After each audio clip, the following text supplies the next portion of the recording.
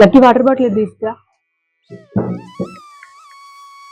Water bottle ఎందుకు తీసుకురమ్మన్నానంటే అందరూ తెలియకోకుండా పిల్లలకి స్కూల్‌కి ప్లాస్టిక్ వాటర్ బాటిల్ పంపిస్తున్నారనమాట.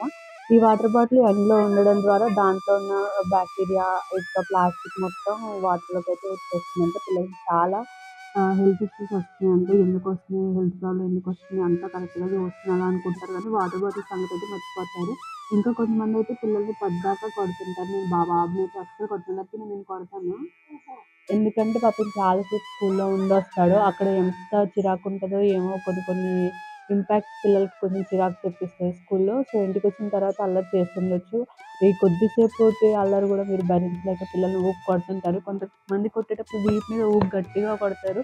పిల్లలకి గుండె ఉన్నదే చక్కగా తక్కువ ఎంతుంటదో వాళ్ళ ప్రాణం చిన్న ప్రాణం. మీరు గట్టి దెబ్బ కొట్టారంటే హార్ట్ అదిరిపోయి ఇప్పుడు పిల్లలు కొంచెం ఇదైపోతున్నారంట. అందుకనే మీరు కొట్టేటప్పుడు గూడా అసలు కొట్టొద్దు. ఎప్పుడన్నా కొట్టాలనుకుంటే నిజంగా కోపం తట్టుకోలేదనుకుంటే ఇట్లా ఒక దెబ్బ వేయండి అంతే.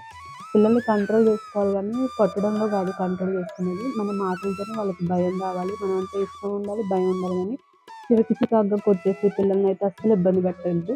నేను ఫుడ్ పెట్టేటప్పుడు కూడా మా లక్కీకి ఇష్టమైనవే పెడతాను. అన్ని రకాలుగా పెడతాను. సో దట్ వాడు మంచిగా తింటాడు. మీరేదో మీకు నచ్చింది వండేసుకొని లేకపోతే కూరగాయలు ఉన్నయి వండేసుకొని ఈ కూర తినుకోకుండా ఏం చేస్తావు? అట్లాంటి ఇంపాక్ట్స్ అన్నీ పిల్లల మీద పెట్టకండి. వాళ్ళకి నచ్చింది వండండి. పిల్లల్ని జాగ్రత్తగా చూసుకోండి. అలాగే happy children's day lucky. Happy children's day.